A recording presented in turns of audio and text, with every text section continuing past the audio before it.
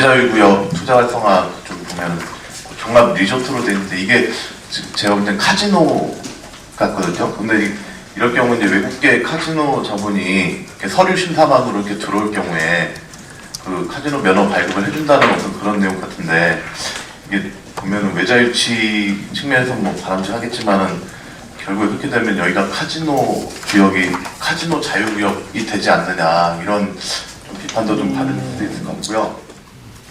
뭐 그거는요. 우선 이제 사전 심사제를 도입한다는 것의 대상이 물론 카지노도 들어갑니다. 그러나 복합 리조트 경우에 보통 카지노가 차지하는 비율이 한 2% 정도 됩니다.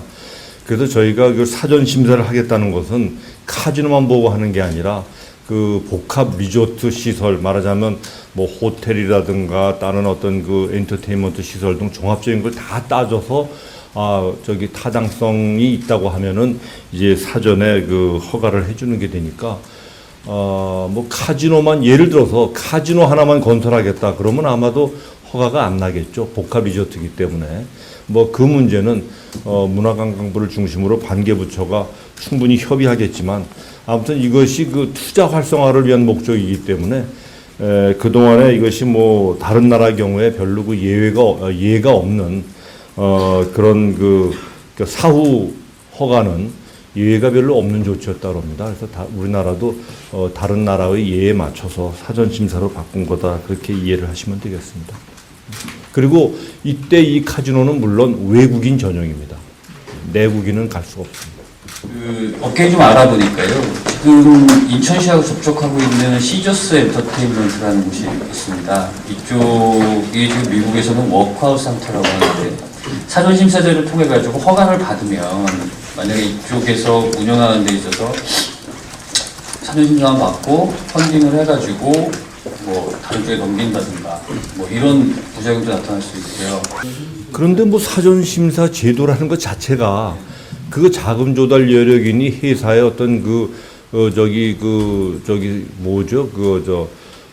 제대로 된 회사인지 여부도 다 검토해서 하는 게 사전 심사제지 뭐 사전 심사제가 그냥 그 서류만 보고 하는 게 아니니까요. 예, 그런 의견도 잘 참고하겠습니다. 사전 심사제가 정확히 어떻게 되는지 조금 설명이 필요할 것 같은데 외국인 전용임을 명백히 말씀드리고요.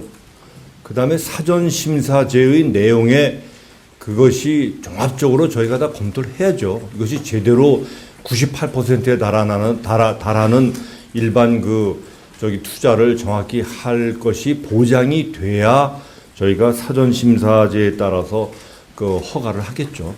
그것은 뭐 저희가 뭐 대한민국 정부의 또 행정 수준을 뭐 믿어주시면은 특히 그것은 또 어떤 그 사행 산업이라고 하는 그 일부 또 우려도 있기 때문에 더더욱 철저하게 아마 심사를 관계당국에서 할 걸로 봅니다. 다만 이 사전 심사제 도입을 안 하면 아예 그냥 투자를 하지 말라는 거하고 현실적으로 같거든요. 그러니까 그것은 뭐 우리가 뭐 우리나라만 있는 제도를 만든 게 아니라 다른 나라에 이미 있는 제도를 그냥 도입한 것이다. 그렇게 생각을 해주시면 되겠습니다. 우리나라 기업들이 지금 해외에 나가 있는 이유가 사실은 뭐 우리나라가 각종 규제가 많기 때문인데 지금 대책을 보면은 뭐 규제를 완화를 한다라고 하셨는데 아직도 뭐 수도권 공장 그 횡령제라든지 그리고 이제 법인세 문제라든지 그리고 또 이제 아까 대책에 보면은 뭐 선거가 끝난 뒤에 뭐 기업 친화적인 정책을 유지하도록 하겠다라고 했는데 그거는 이제 정권이 바뀌게 되면 또 어떻게 될지 모르는 부분이 있습니다. 사실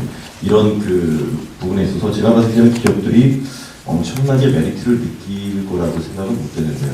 지금 우리나라가 외국 투자 환경 지수가 몇 위로 되어 있죠? 8위? 예, 우리나라가 세계에서 투자 환경 지수는 8위입니다.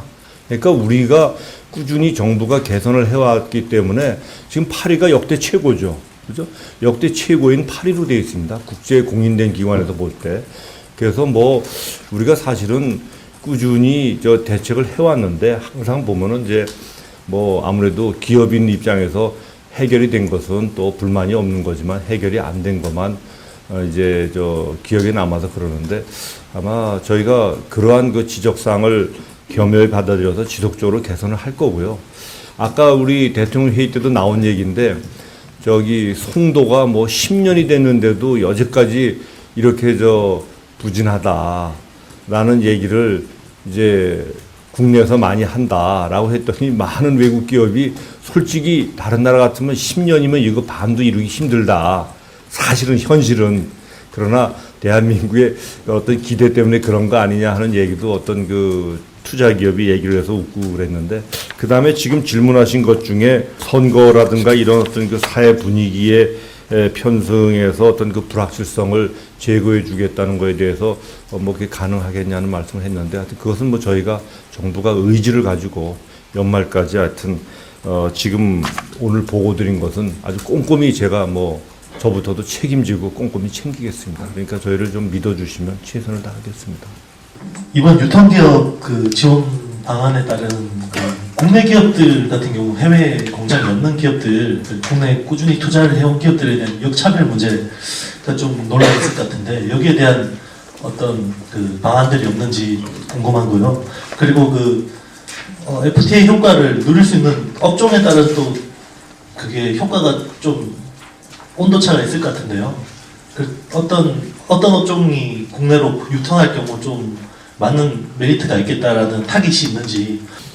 그런데 아마 저희는 그렇게 생각하고 있습니다. 투자의 질의 면에 있어서 그 경쟁력이 없는 기업체가 지금